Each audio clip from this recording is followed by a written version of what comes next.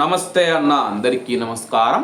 Kuwait యువరాజు గారికి భారత ప్రధానమంత్రి నరేంద్ర మోడీ గారు ఫోన్ చేయడం జరిగింది. అలాగే ఇరాను కువైట్ దేశం పైన చేస్తూ ఉన్న దాడులను నరేంద్ర మోడీ గారు తీవ్రంగా ఖండించారు. వివరాల్లోకి వెళితే భారత ప్రధాని నరేంద్ర మోడీ గారి నుంచి కువైట్ యువరాజు Sheikh Sabah Khalid Al Ahmad Al Sabah గారికి ఫోన్ కాల్ వచ్చింది.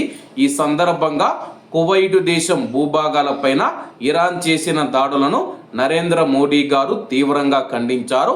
కువైట్ సార్వభౌమాధికారం మరియు అంతర్జాతీయ చట్టాన్ని ఉల్లంఘించడమే ఈ దాడులని ప్రధాని మోడీ గారు అభివర్ణించారు.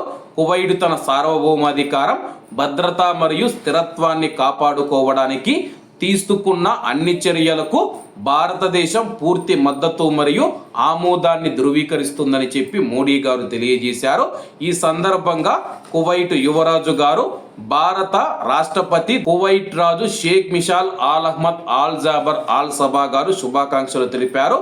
కువైట్ దేశ భద్రత మరియు స్థిరత్వం పట్ల భారతదేశం దృఢమైన మరియు మద్దతు ఇచ్చే వైఖరికి ప్రధాని మోదీకి గౌరవనీయుడు తన హృదయపూర్వక ప్రశంసలను వ్యక్తం చేశాడు.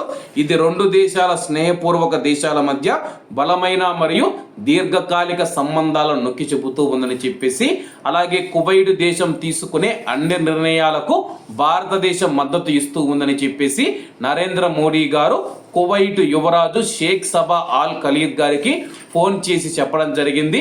ఇరాన్ దాడులను మేము ఖండిస్తూ ఉన్నాము, మీరు తీసుకునే అన్ని చర్యలకు మేము పూర్తి సంపూర్ణ మద్దతు ఇస్తూ ఉన్నామని చెప్పి భారత ప్రధానమంత్రి నరేంద్ర మోడీ గారు ఫోన్ చేసి మద్దతు ఇవ్వడం జరిగింది.